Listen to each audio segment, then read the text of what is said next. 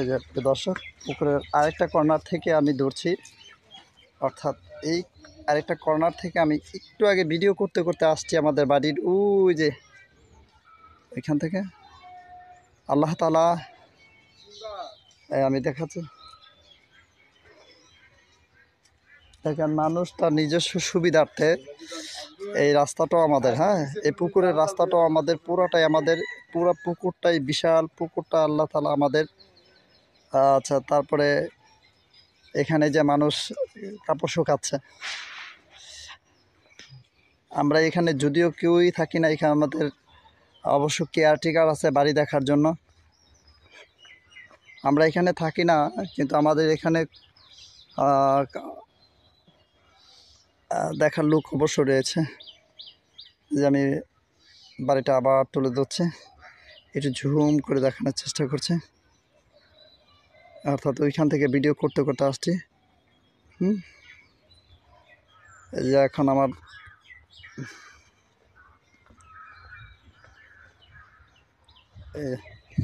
যখন পানি আসে একেবারে পুকুরে, এতটুকু পুরো বিশাল পুকুরটা কিন্তু আরও বিশাল হয়ে ওঠে।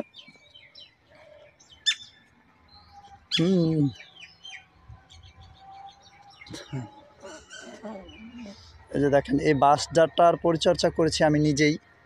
আমি খুব সুন্দরভাবে, এটা বন্যা গাছে এসে চতুর্দিকে এটাকে নষ্ট করে ফেলেছিল। আমাদের পারমিশন ছাড়াই অনেকে বাঁশ কেটে নিয়ে যায়। আমি অনেকগুলো গাছ লাগিয়েছিলাম কবরস্থানে। এটি আমাদের, এখানে আমার দাদা শুয়ে আছে, আমার দাদার কবর। এবং আমার আপন বড় ভাই, নাম হচ্ছে মামুন, তিনিও কিন্তু এখানে শায়িত রয়েছেন। তাছাড়া আরও অনেকেই এখানে শায়িত রয়েছেন। এটা কিন্তু একান্ত আমাদের পারিবারিক কবরস্থান। এখানে একমাত্র আমাদের ছাড়া অ্যানাদার্স কেউ কবর দেয় না।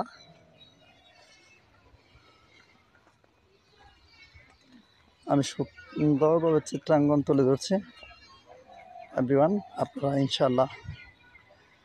এই যে দেখেন, এখান থেকে দেখেন, এটা হচ্ছে আমাদের পারিবারিক কবরস্থান। যিনি আমার দাদা কাশেম আলী প্রধান, যিনি শায়িত, যার জন্ম হচ্ছে নারায়ণগঞ্জ, ঢাকা নারায়ণগঞ্জ।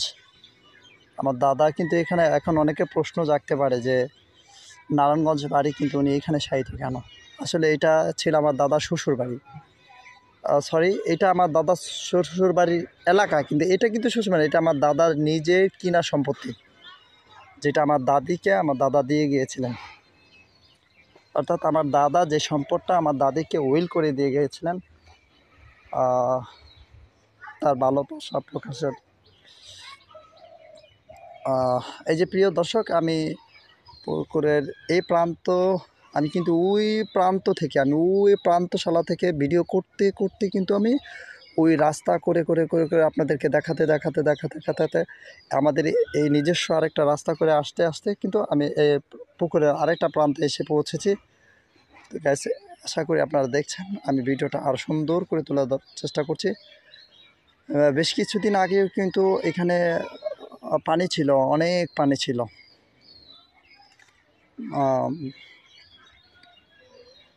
এখন আমরা মূলত পুকুরটা যাকে পর্তন দিয়েছি, যার কাছে পুকুরটা পর্তন দিয়েছি, সে তার চাষাবাদ মাছগুলাকে ধরার জন্য পুকুরটা সেচেছে, যার কারণে পুকুরের পানির কমতি রয়েছে। পুকুরে এখন মাছ নাই বললেই চলে, একেবারেই নাই, কারণ তার মাছ সব সে নিয়ে গেছে। আর তারও এখন সময় ঘনীভূত হয়ে আসছে, তার পুকুর ছেড়ে দিতে হবে।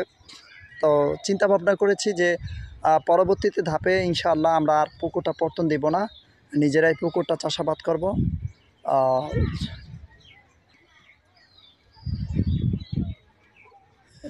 এই যে দেখেন, আমি একটু নামছি ঢালে আপনাদেরকে দেখানোর জন্য। এই পুকুরের শেষ কর্নার, আমি শেষ কর্নার থেকে ভিডিওটা তুলছি। দূরত্ব, এই যে দেখেন, ওই যে দেখেন রাস্তাটাকে কিন্তু অনেক অনেক ছোটই দেখাচ্ছে। আল্লাহর রহমতে পুকুরটা কিন্তু সুবিশাল।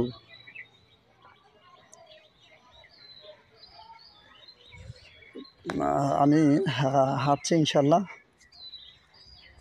চলে যাচ্ছি।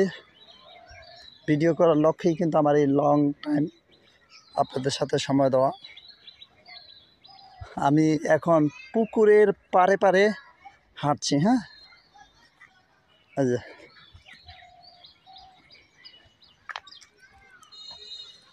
এই যে আমি পুকুরের এখানে একটা পানি কিন্তু শেষ প্রান্ত পর্যন্ত, এই যে গাছের শিকড়গুলো দেখা যাচ্ছে।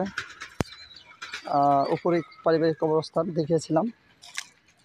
এই যে আমাদের এখানে এতগুলা গাছ ছিল, যে গাছগুলা কিছুদিন আগের বৃষ্টিতে আবার নিজেদের লাগানো অনেক টাকার গাছ নষ্ট হয়ে গেছে।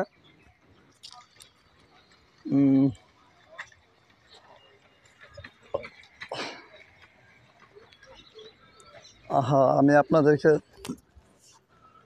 আশা করি সাথেই থাকবেন ধৈর্যের সহিত একটু দেখার জন্য।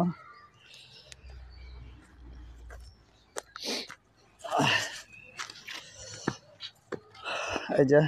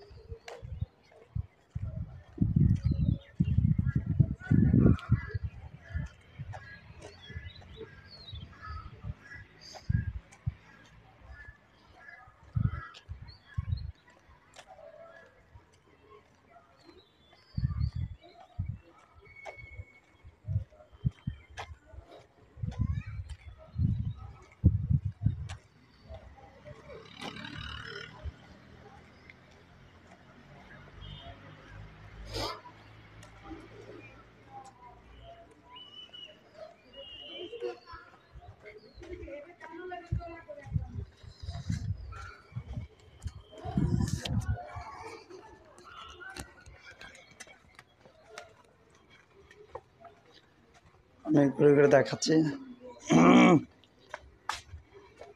আমাদের বাড়ির পুরোটা বাউন্ডারিটা দেখালাম, আর বাইরে দিয়েও তো দেখাইলাম। এটা হচ্ছে বাড়ির গেটটা।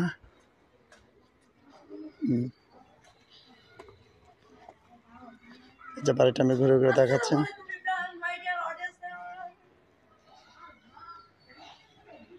ইয়া হাবিবি, নাম রাব্বি, আমার ভাতিজা এন্তেজা।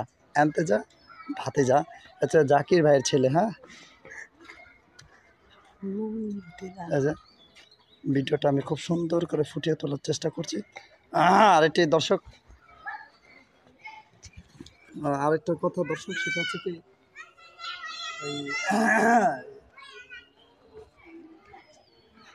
বাড়িটার ঘর, এইখানে কিন্তু ঘর ছিল না কোনো। হ্যাঁ, এখানে মাত্র একটা ঘর ছিল। ফার্স্ট অফ অল এখানে ধরো, ভিডিও ধরছি, আমি ভিডিও করছি, আমার দিকে ধরো একটু, পিছন থেকে না ফুল নাও, কথাগুলো যেন বোঝা যায়। এখানে কিন্তু ঘর ছিলই না একেবারে। হ্যাঁ, পরে বাড়ির সুরক্ষতার জন্য আমার দাদির ভাই, আমার দাদা, আরেকটা দাদির ভাই মানে নানা হয়, নানা, উনি কিন্তু একটা ঘর আমার দাদি অনেক রিকোয়েস্ট করে একটা ঘর তুলছিল থাকার জন্য। কিন্তু আজকে সেও নাই পৃথিবীতে। একটু আগে কবরস্থান দেখিয়েছে, সে ওখানে শুয়ে আছে। তারপরে আমরা তো থাকি না, ঢাকাতে থাকি। তার সন্তানাদিরাও আবার বাড়িটা রক্ষণাবেক্ষণের জন্য কেয়ারটেকার হিসেবে ওই যে ওই ঘরটা করেছে। দেখাও ঘরটা, দেখাও এই ঘরটা, এই ঘর। এটা আমাদের বাড়ির মূল কেয়ারটেকার যে এখানে থাকে, বাড়িটা দেখে। তো এই ঘরগুলা কিন্তু আমরা ভাইরা মিলা অনেক কষ্ট করে, এখানে অপরন্ত অনেকগুলা গাছ ছিল, এখানে দাঁড়ানো কোনো প্রসেস ছিল না, চিকন একটা রাস্তা ছিল বের হওয়ার। আর এখন আলহামদুলিল্লাহ দেখছেন কত সুন্দর উঠান বাড়ি, মাশাআল্লাহ। এগুলো সব আমাদের হাতের কষ্টের পরিশ্রম, শ্রম। আসলে শ্রম বৃথায় যায় না যদি মানুষ শ্রম দেয়। আপনার আরেকটা বিষয়, সেটা হচ্ছে প্রকৃতির বর্বরতার নিরঞ্জন, প্রকৃতির যে একটা মহাপ্রলয়, প্রকৃতির যে একটা বিপর্যয়, প্রকৃতির যে একটা দাবানল প্রকৃতির যে একটা রূপ, সেটা কিন্তু সচরাচর আমরা অনেকেই বই পুস্তক থেকে পড়ি, জানি।